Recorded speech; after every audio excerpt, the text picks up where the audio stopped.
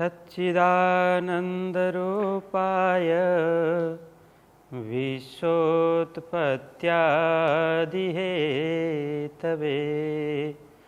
तापत्रय विनाशाय श्रीकृष्णाय वयं नमः। श्रीकृष्णाय वयं नमः। बोलो कृष्ण कन्हैया लाल की, सद्गुरु महाराज की, श्री प्राणनाथ प्यारे की, श्री पाँच नौतनपुरी धाम की, जगत गुरु आचार्य श्री 108 कृष्णमणि जी महाराज की, परमहंस बाबा जी लक्ष्मीदास महाराज की, समस्त सुंदर साथ की। आप सभी सुंदर साथ जी को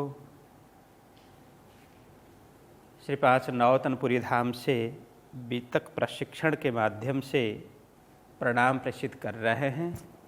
मंगल प्रभात के साथ में सभी को प्रेम प्रणाम। आइए अब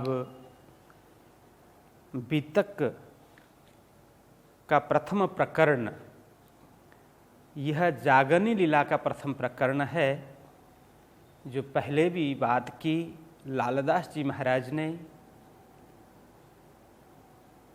महामती स्वामी श्री प्राणनाथ जी महाराज की आज्ञा से यह बीतक की रचना की। उन्होंने प्राणनाथ जी महाराज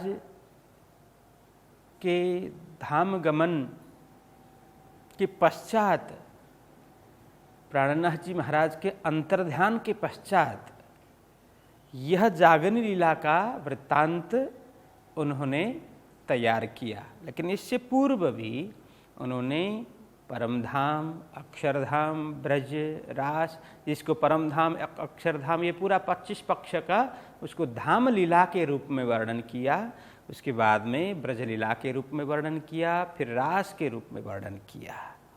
तो ये पूरा पहले ही उन्होंने तैयार किया था। उसके बाद में यह जागनी लीला महामती प्राणनाथ जी महाराज के अंतर्ध्यान के पश्चात विक्रम संवत 1751 श्रावण कृष्ण पंचमी से मंगल प्रारंभ किया इसकी रचना करने का। तो वहाँ से यह आज प्रारंभ करते हैं। कल भी बात हुई 3 स्वरूप की बीतक। यहाँ श्री पाँच नौतनपुरी धाम में जो तालीम परंपरा है, बाबा जी लक्ष्मीदास जी महाराज वो प्रामाणिक तालीम परंपरा के विद्वान माने जाते थे।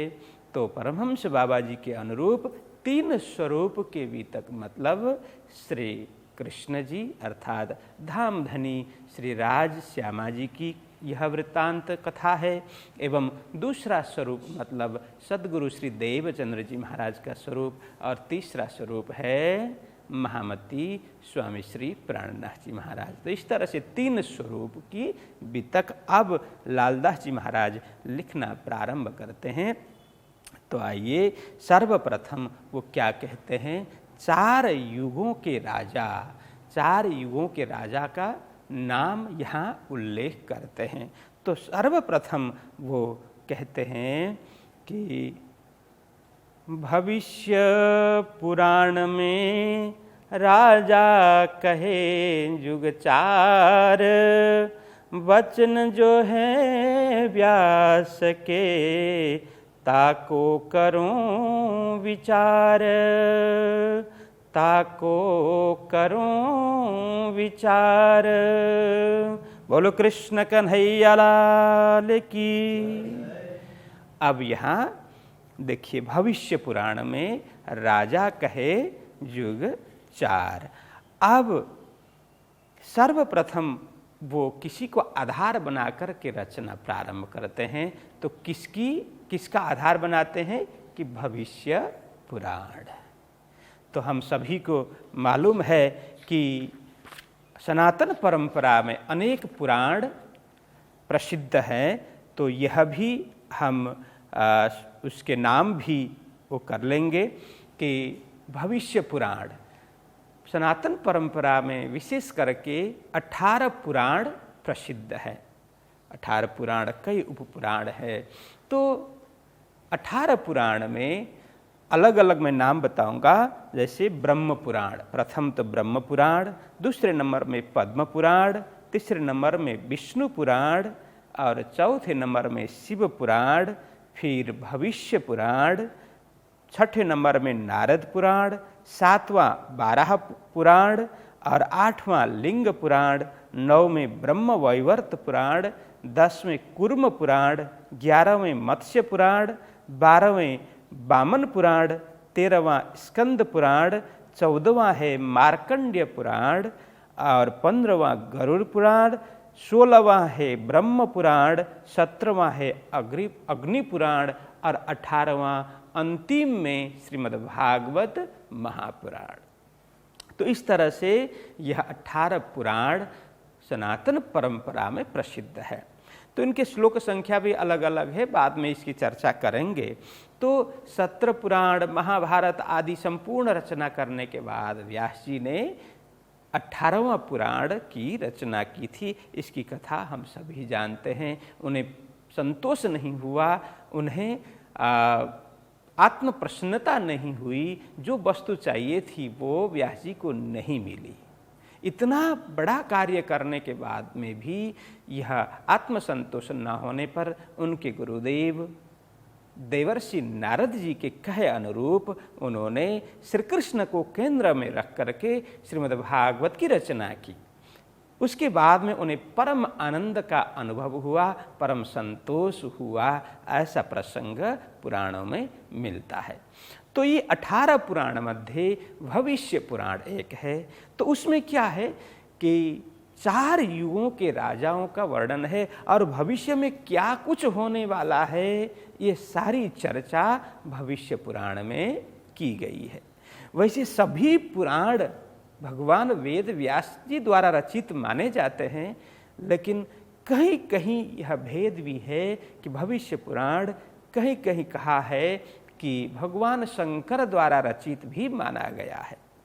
जो भी हो, लेकिन लालदास जी महाराज ने भविष्य पुराण को आधार मान करके फिर बीतक रचना प्रारंभ की। तो वो कहते हैं भविष्य पुराण में राजा कहे युग 4 युग के राजा का वर्णन वो करते हैं। 4 युग क्या क्या है? प्रथम सत्ययुग और द्वितीय त्रेतायुग, फिर द्वापर युग तीसरे नंबर में और चौथे नंबर में कलियुग। अब ये 4 युग जैसे मनुष्य की आयु होती है, इसी तरह से ये 4 युग के भी आयु है। तो आप सभी को ख्याल हो, और जिनको ख्याल नहीं है ये नोट भी कर सकते हैं। तो सतयुग की आयु है शास्त्र के अनुरूप 17,28,000 वर्ष सतयुग की आयु मानी गई है। तो इसी तरह से त्रेता युग की आयु है 12,96,000 वर्ष त्रेता युग की आयु मानी गई है। इसी तरह से द्वापर युग की आयु है 12,64,000 वर्ष द्वापर युग की आयु मानी गई है। और इसके बाद में कलियुग है, कलियुग की आयु है 4,32,000 वर्ष। तो अब हम इसका हिसाब करें कितना होता है? 17,28,000 सतयुग के, 12,96,000 वर्ष त्रेता के, 8,64,000 वर्ष द्वापर के और 4,32,000 वर्ष कलियुग के। तो इसका कुल कितना हुआ? 43,20,000 वर्ष होते हैं। कुल 4 युग की आयु मिला करके करें तो कितना होता है? 43,20,000 वर्ष टोटल होते हैं। अब शुरू करते हैं भविष्य पुराण में राजा कहे युग 4। भविष्य पुराण में 4 युग के राजाओं का वर्णन उल्लेख मिलता है। तो वचन जो है व्यास के और भगवान वेद व्यास के वचन हैं, ताको करो विचार। और कई जगह में करो होगा, आप लोग देखना, कई चौपाई में करो मिलता है, कई जगह में करों मिलता है, ये काफ़ी अंतर होता है दोनों में अर्थ में। तो लालदास जी महाराज क्या कहते हैं कि हे सुंदर साथ जी, हम भविष्य पुराण में जो राजाओं के उल्लेख है, 4 युग के राजा, और भगवान वेद व्यास ने जिस तरह से राजाओं के नाम उल्लेख किए गए हैं, उनके वचन हैं, उनके शब्द हैं, उनके आशय हैं, वो हम विचार करें। करों हो तो करों, यदि बिंदी हो तो क्या हम विचार करें, वो क्या कहना चाहते हैं, उनका आशय क्या है, यह हम विचार करें। यदि करो हो तो फिर आदेशात्मक हो गया कि हे सुंदर साथ जी, आप लोग व्यास जी के वचन के प्रति ध्यान दो, वो क्या कहना चाह रहे हैं ये ध्यान दो, ये होता है। इसलिए हम इसको करों में अर्थ करें, ताको करों विचार, हम सभी मिल करके वो विचार करेंगे, विचारणीय है, विचार करने जैसा है। तो इस तरह से ये प्रथम चौपाई में भगवान वेद व्यास द्वारा रचित भविष्य पुराण को आधार मान करके लालदास जी महाराज आगे कहते हैं। तो प्रथम युग के अब राजा के नाम यहाँ उल्लेख किए जाएंगे। तो सतयुग के राजा, तो सतयुग की आयु कितनी बताई, 17,28,000 वर्ष। तो सतयुग की आयु 17,28,000 वर्ष, उनमें उस युग में कितने राजा हुए, तो यहाँ पर वो बताना चाहते हैं। 17 राजा सतयुग में, एक कहो राजा कृत, 3 अपनी भूगति, तापर भयो कृतदत्त। वो कहते हैं 17 राजा सतयुग में, 17 राजा हुए सतयुग में। तो उसमें प्रथम कौन है, कृत, कृत नाम के राजा प्रथम हुए। 3 अपनी भूगति, उन्होंने अपना भोग किया, मतलब राज्य किया, सुशासन किया, उन्होंने अपना प्रभाव खूब दिखाया। और तापर भयो कृतदत्त, यहाँ कृतदत्त है, ये पुराणों में कृतदंत के रूप में प्रसिद्ध है। कृत के बाद में कृतदंत नामक राजा हुए। फिर ता ऊपर अंत भयो, फिर उसके बाद में अंत, यह अंत मतलब अंतिम के अर्थ में नहीं है, अंत नाम है। तो कृतदंत के बाद में अंत, फिर मुचकुंदभा होए, मुचकुंदभा नामक राजा अंत के बाद में हुए। फिर ता ऊपर भैरवानंद, फिर भैरवानंद नामक राजा, वही बाद में भैरव के रूप में प्रसिद्ध हुए। नाम है भैरवानंद, लेकिन वह भैरव के रूप में प्रसिद्धि उनको मिली।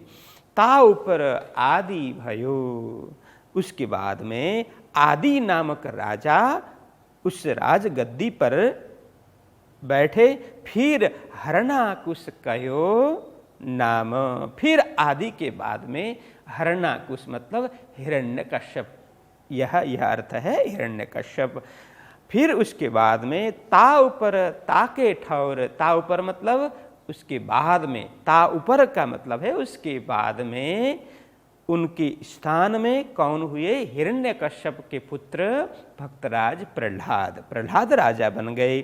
फिर ता ऊपर बलिलोचन, उसके बाद में प्रहलाद जी के बाद में बलिलोचन मतलब शास्त्र में इसको, पुराण में इसको विरोचन के रूप में ये प्रसिद्ध है, लेकिन यह बलिलोचन नाम दिया गया है। विरोचन प्रहलाद जी के पुत्र है। फिर ता पर बलि भूगत, विरोचन के बाद में, बलिलोचन के बाद में फिर बलि राजा, राजा बलि, उनके तो नाम के आगे ही राजा लग गया, मतलब वो इतने दानवीर थे, इतने प्रसिद्धि उनको मिली थी। तो ये प्रहलाद जी के पौत्र हैं बलि, तो बलि राजा बने, उन्होंने राज्य भोग किया। भुगत मतलब ता पर बलि भुगत, बलि ने भोग किया, राज्य भोग किया। इन्हों अपनी भूगति उन्होंने भोग की। फिर उसके बाद में लोचन बलि, फिर बलि के बाद में लोचन बलि नामक राजा हुआ। ता ऊपर वानासुर, फिर वानासुर राजा बन गया। अब पुराणों में यह भेद मिलता है, जैसे ही भगवान वामन भगवान विष्णु स्वयं वामन के रूप में राजा बलि के दरबार में 3 चरण पृथ्वी, 3 चरण भूमि मांगने के लिए गए। दान के रूप में बलि राजा ने संकल्प किया, दान दिया। फिर जैसे ही 3 चरण मापा भगवान विष्णु ने, तो सब कुछ ले लिया। उसके बाद में उनको पाताल लोक में पहुंचाया गया। तो उसके बाद में अब वानासुर का राज्य हुआ, ऐसा प्रसंग शास्त्रों में आता है। तो यहाँ बीच में लोचन बलि, लालदास जी महाराज लिखते हैं कि उसके बीच में लोचन बलि भी है। तो यहाँ कई भेद है, यह भी समझने जैसा है। यह हो सकता है कि पूरी वंशावली नहीं है, हम आगे भी समझ सकते हैं ये वंशावली नहीं है, राजाओं की वंशावली नहीं, नामावली हो सकती है। नामावली एवं वंशावली में भेद है। वंशावली है पिता के बाद में पुत्र ही राजा बनेगा, उस वंश में फिर पौत्र बनेगा, पौत्र बनेगा, इस तरह से वंश में जो होंगे वो चलते जाएंगे। लेकिन नामावली है, वंश से कोई ताल्लुक नहीं है। नामावली है जो योग्य है, उसी हिसाब से जो जिसको प्रसिद्धि मिली हो, जिसका प्रभाव उस समय हुआ हो, वही उसका नाम लिया हो सकता है। इसलिए यहाँ पर वली के बाद में लोचन बलि, फिर वानासुर का नाम लिया गया है। तापर कपिलाक्ष नाम, फिर कपिलाक्ष राजा बने। कपिलभद्र तापर भयो, कपिलाक्ष के बाद में कपिलभद्र नामक राजा वहाँ पर हुआ। फिर जरासरी इस ठाम, अब कपिलभद्र के बाद में जरासरी नामक राजा ने राज किया। तापर धूम ऋषि कहो, फिर धूम ऋषि, अब ऋषि ने राज किया, उनका नाम धूम था। तो धूम ऋषि ये 17 सतयुग के, अब यहाँ ये सतयुग के राजाओं का नाम यहाँ पूर्ण होता है। इस प्रकार 17 राजाओं ने सतयुग में राज्य किया, भोग किया। अब कहूँ त्रेता के, अब त्रेता युग के राजाओं के नाम मैं उल्लेख करता हूँ, जो 29 नाम भय। तो त्रेता युग में 29 राजा के नाम आएंगे, उनका मैं उल्लेख करता हूँ। इस तरह से 17,28,000 वर्ष में 17 राजा हुए करके लालदास जी महाराज यहाँ उल्लेख करते हैं।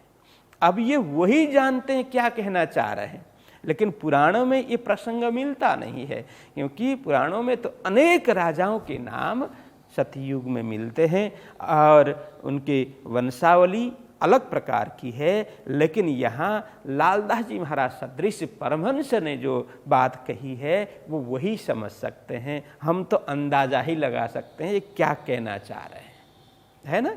तो ये 17 सतयुग के 17 राजा सतयुग में हुए। अब कहो त्रेता के 29 नाम भय, जो 29 राजा कहे गए और उनके नाम हम लेंगे। तो त्रेता युग के राजा, प्रथम तो ब्रह्मा भयो, तापर मारीच नाम, तापर कश्यप भयो, फिर सूरज इस ठाम, फिर सूरज इस ठाम। तो यहाँ कहते हैं त्रेता युग की आयु क्या बताई? 12,96,000 वर्ष। अब उन वर्षों में कौन कौन राजा हुए? तो कहते हैं प्रथम तो ब्रह्मा भयो, ब्रह्मा नाम के राजा प्रथम हो गए। फिर उसके बाद में उनके मानस पुत्र मरीचि, मारीच मतलब मरीचि ऋषि ब्रह्मा जी के मानस पुत्र है, तो वे उनके स्थान पे राजा बनते हैं। फिर तापर कश्यप भयो, कश्यप भी ऋषि है, तो तापर कश्यप भयो, उसके बाद में कश्यप ऋषि राजा बने। फिर सूरज इस ठाम, फिर कश्यप के बाद में सूरज मतलब सूर्य, सूर्य इस स्थान पे राजा बन गए। तापर तब छत्र भयो, तापर अक्षयभा नाम, ता उपर अरण्य भा विश्वामित्र से ठाम। फिर ता पर तब छत्र भयो, सूरज के बाद में तब छत्र, ता पर अक्षय भा, फिर अक्षय भा के ऊपर अरण्य भा, फिर अरण्य भा के बाद में विश्वामित्र उस स्थान पर राजा बनते हैं। ये देखो भा, ये राजपूतों में भा लगाने की परंपरा आज भी है। हो सकता है मात्र अक्षय नाम हो तो अक्षय भा, अरण्य भा ये कहा है, आज भी यहाँ भा लगाते हैं, है ना। कई ऐसे लोग हैं तो उसके विशेष करके राजपूतों में यह प्रचलन है। तो ये अक्षय, अरण्य ऐसा ही नाम हो सकता है, लेकिन प्रचलित है अक्षय भा, अरण्य भा आदि। फिर विश्वामित्र राजा उसके बाद में बनते हैं। फिर विश्वामित्र के बाद में महामंत्र, फिर महामंत्र भयो, ता पर भयो चिमन्न, ता ऊपर राजा भयो नाम भद्र उदवन्न। अब कहते हैं फिर महामंत्र नामक राजा, फिर उसके बाद में चिमन मतलब च्यवन, च्यवन राजा बने। फिर उसके बाद में ताऊ पर राजा भयो नाम भद्र उदवन्न। चिमन के बाद में कौन? भद्र उदवन्न नाम के राजा प्रसिद्ध हुए। फिर ता पर त्रिशंख भयो, त्रिशंख मतलब त्रिशंकु, शास्त्रों में इसको त्रिशंकु कहा जाता है। त्रिशंकु राजा बने। फिर उसके बाद में ता पर हरिश्चंद्र हो, हरिश्चंद्र राजा बने। ता पर रोहितास नाम, हरिश्चंद्र के पुत्र रोहित फिर राजा बने। फिर मानधाता कयो सोए। उसके बाद में ये देखिए, ये मानधाता के वंशज है। वैसे ये मानधाता के वंश कहे जाते हैं सबको, तो हरिश्चंद्र हो, रोहित हो आदि ये मानधाता के वंश कहे जाते हैं। तो रोहित है, हरिश्चंद्र है, इन सबको मानधाता कहा गया है उनके वंशज होने के कारण। फिर राजा सगर भयो, फिर उसके बाद में राजा सगर हुए।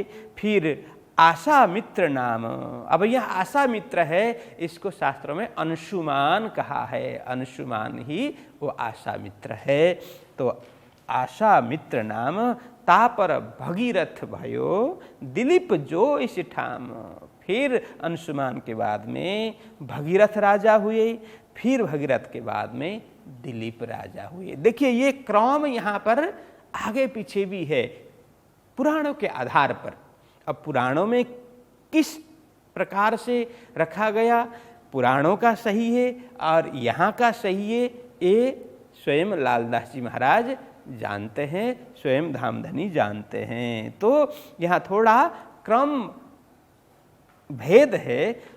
कुछ भी हो, हमें जो लालदास जी महाराज ने कहा उसके ऊपर गौर करना है। तो ता पर भगीरथ भयो, फिर दिलीप जो इस ठाम, ता पर रघु भयो। दिलीप के बाद में उन्होंने रघु का नाम लिया है। फिर अज इस ठाम, रघु के स्थान पर अज नाम के राजा हुए। ता पर भयो दशरथ, तो अज के बाद में कौन हुए? राजा दशरथ। फिर दशरथ के पुत्र भगवान श्री रामचंद्र वहां पर राजा बन गए। ता पर लब भयो, ता पर अंत भान, ता पर कैलखी, ता पर बबरवान। फिर रामचंद्र जी के बाद में उनके सुपुत्र लव राजा बने। फिर उसके बाद में लव के बाद में अंतभान और ता पर कैलखी। फिर अंतभान के बाद में कैलखी नाम के राजा हुए। ता पर बबरवान, फिर बबरवान नामक राजा ने राज किया। ता ऊपर सुदर्शन, फिर बबरवान के बाद में सुदर्शन नामक राजा ने राज किया। ता पर अग्निवरण, फिर अग्निवरण। ये 29 त्रेता में ने, इस तरह से 29 राजा त्रेता में हुए। भय राजा ऊपर धरन, ये धरती ऊपर, ये धरन का मतलब यह धरती ऊपर 29 राजा त्रेता युग में हुए। तो इस तरह से ये केवल, मैंने पहले भी बात की, राज्य गद्दी पर आरूढ़ होकर के किया हो, ऐसी ही बात नहीं है।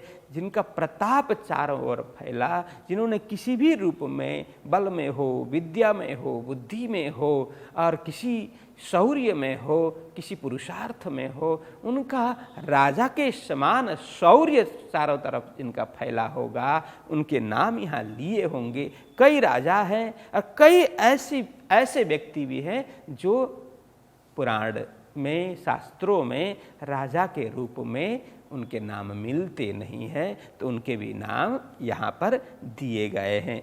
तो इस तरह से त्रेता युग के 29 राजा के नाम लालदास जी महाराज यहाँ पर पूरा करते हैं। अब उसके बाद में पहुँचते हैं द्वापर युग के राजा। तो द्वापर युग की आयु कितनी है? 8,64,000 वर्ष द्वापर युग की आयु। उस युग में कितने राजा हुए, तो उनके नाम यहाँ अब लालदास जी महाराज गिनाते हैं। 19 भये द्वापर में, प्रथम इंद्र नाम, तापर भयो चंद्रमा, फेर पूर्वा राजा इस ठाम, फिर पूर्वा राजा इस ठाम। तो कहते हैं 19 भय द्वापर में, 19 राजा द्वापर युग में हो गए।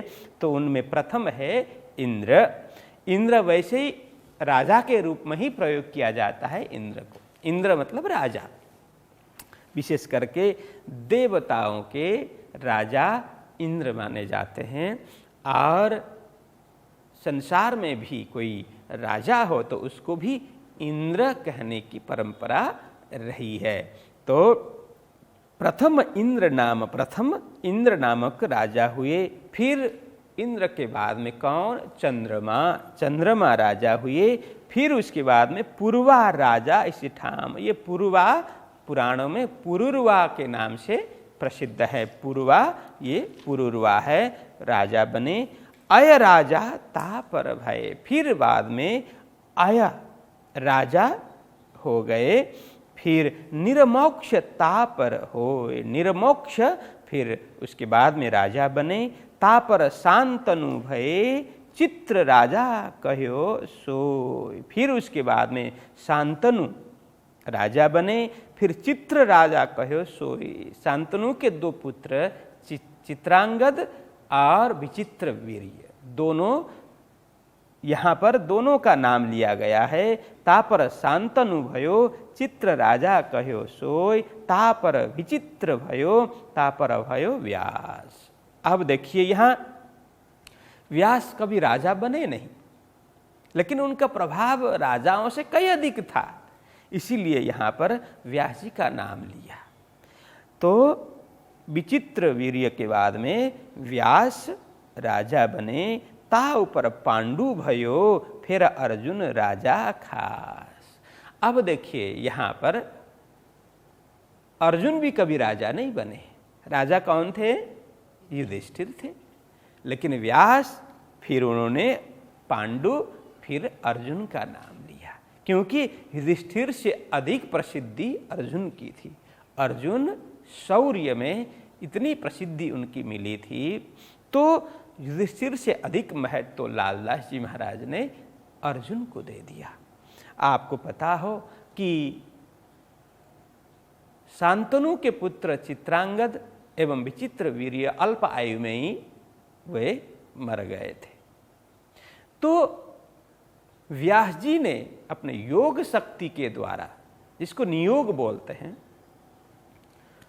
चित्रांगद एवं विचित्र वीर्य की पत्नियां अंबा एवं अंबिका दोनों को अपने योग शक्ति द्वारा गर्भधारण करवाया। तो उनमें से एक धृतराष्ट्र जन्मे, दूसरा पांडु। जो पांडु इसीलिए हुआ, उनका शरीर है पीला था, इसीलिए वो पांडु कहलाए। और एक से धृतराष्ट्र, एक से पांडु जन्मे।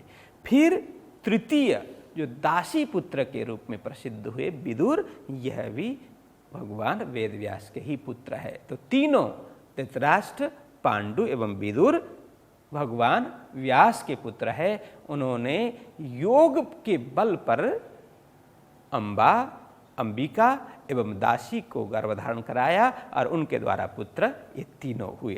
तो व्यास के बाद में पांडु, फिर पांडु के बाद में अर्जुन का नाम लालदास जी महाराज यहाँ रखते हैं।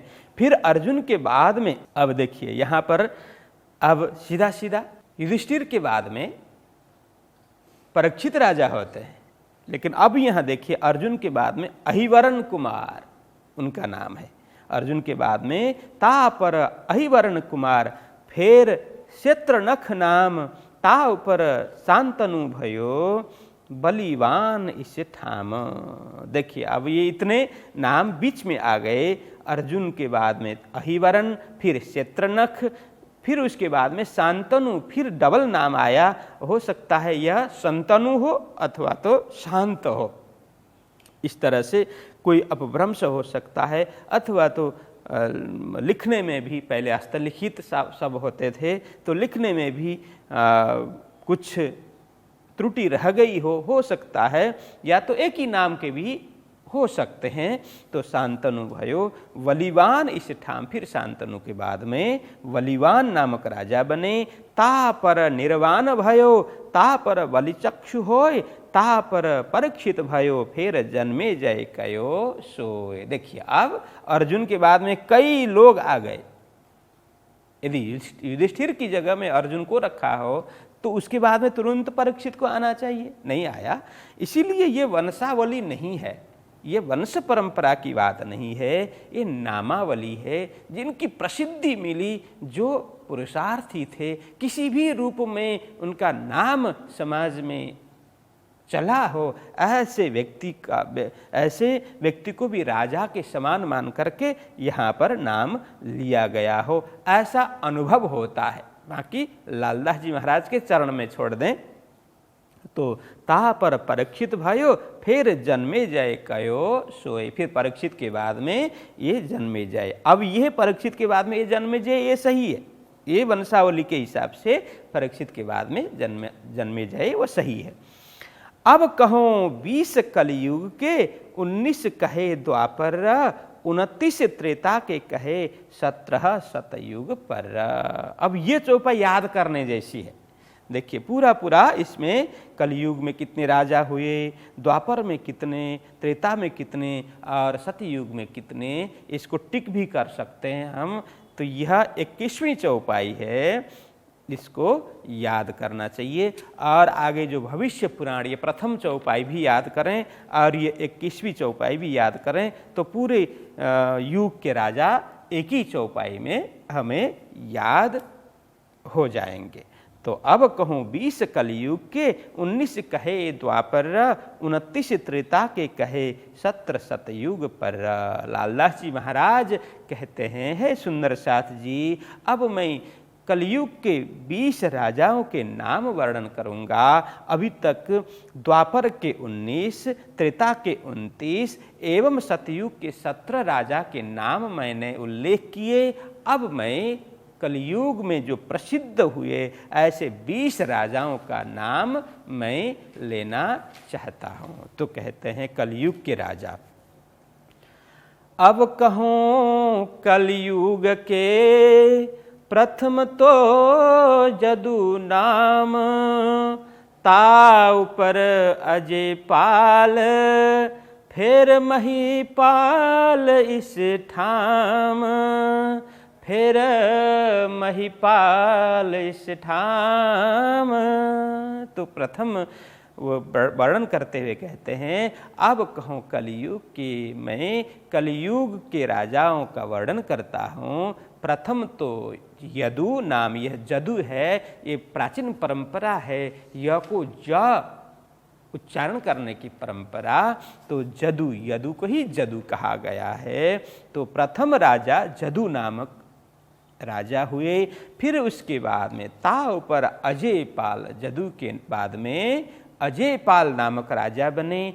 फिर महिपाल इस ठाम, उन्हीं के स्थान पर महिपाल नामक राजा ने राज किया। ता पर गंधर्व सेन, फिर वीर विक्रमादित्य, ता पर विक्रमा चक्र, फिर भोज कयो सावित। अब यहाँ उसके बाद में गंधर्व सेन नामक राजा ने राज किया। उसके बाद में वीर विक्रमादित्य, जो अभी हमारा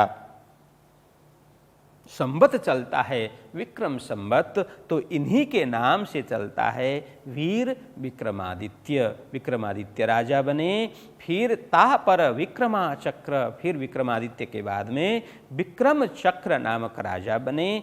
फिर भोज कहो सावित, तो फिर भोज नामक राजा वहाँ पर प्रतिष्ठित हुए। ता पर गौरी पातशाह, सुल्तान अलाउद्दीन नाम, ता पर नसरुद्दीन, लोड़ा महमूद इस ठाम। अब यहाँ के बाद में भारतवर्ष पर आक्रांताओं ने आक्रमण किया।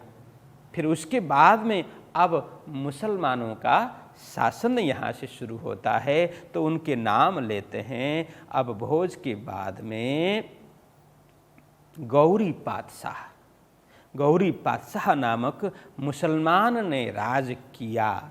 फिर उसके बाद में सुल्तान अलाउद्दीन नाम। अब ये कई प्रसंग यहाँ भी समझने जैसा है। यहाँ जो नाम लेते हैं ये राजा, कई लोग राजा नहीं हुए, लेकिन उन्होंने उस समय इतना किसी भी तरह से भारतवर्ष पर आक्रमण करके लोगों के ऊपर उनका प्रभाव जमाया। किसी भी तरह से कोई राज करके प्रेम पूर्वक प्रभाव जमाते हैं, तो कोई हठात प्रभाव जमाते हैं। तो ऐसे लोगों का भी नाम लालदास जी महाराज ने लिया है। तो यहाँ अलाउद्दीन यहाँ बोला है, तो यह इतिहास में अलाउद्दीन खिलजी के नाम से यह जाना जाता है, सुल्तान अलाउद्दीन नाम। ता पर नसरुद्दीन, लोड़ा महमूद इस ठाम। फिर नसरुद्दीन नाम का राजा बना। फिर लोढ़ा महमूद इस ठाम। यह लोढ़ा है, ये लोधी वंश, मुसलमान में कई वंश चलते हैं, जैसे शेख है, सैयद है, लोधी है, ये वंश है उनके। तो अलग अलग उनमें भी जातियां हैं, वंश है। तो लोधी वंश है, तो लोधी मोहम्मद, उसको ही लोढ़ा मोहम्मद कहा गया है। फिर ता पर बड़ा महमूद, ता पर सुरखा होय, तैमूर लिंग ता पर भयो, बाबर कयो सोय। फिर उसके बाद में सुरखा, फिर लोधी मोहम्मद के बाद में महमूद, बड़ा महमूद, फिर उसके बाद में सुरखा मतलब शेर खां, और उसके बाद में तैमूर लिंग ता पर भयो, तैमूर लिंग राजा बना। फिर बाबर कहो सोय, फिर बाबर राजा हो गया। फिर ता ऊपर हुमायूं, ता ऊपर अकबर, ता ऊपर सलीम शाह, शाहजहां तिन पर। फिर बाबर के बाद में हुमायूं, हुमायूं के बाद में अकबर, अकबर के बाद में सलीम शाह, एवं सलीम शाह के बाद में शाहजहां राजा बना भारतवर्ष पर।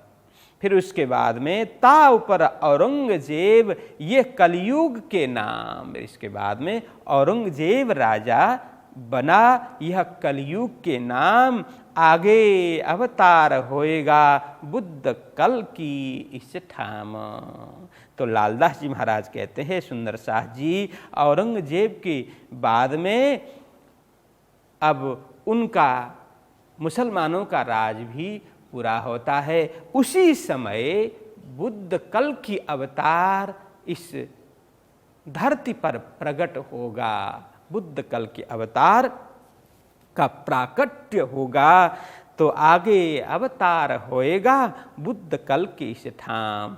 अब यह समग्र राजाओं के नाम गिनवाने का, उल्लेख करने का यही उद्देश्य है। ये हमें याद करना चाहिए कि इतने राजा हुए। दो शास्त्रों में जो भी भविष्यवाणियां की गई है कि कलयुग के अंत में साक्षात परब्रह्म परमात्मा की शक्ति लेकर के बुद्ध कल की अवतार प्रकट होंगे और समग्र सृष्टि को मोक्ष प्रदान करेंगे और धर्म की स्थापना करेंगे, अधर्मों को नाश करेंगे। यह कलयुग के अंतिम समय में प्रकट होंगे करके शास्त्रों में जो भी बात लिखी गई है, भविष्यवाणियां की है, तो उसको ही आधार बना करके स्वामी श्री लालदास जी महाराज कहना चाहते हैं कि अब औरंगजेब के समय में ही बुद्ध कल की अवतार इस धरती पर प्रकट हुआ।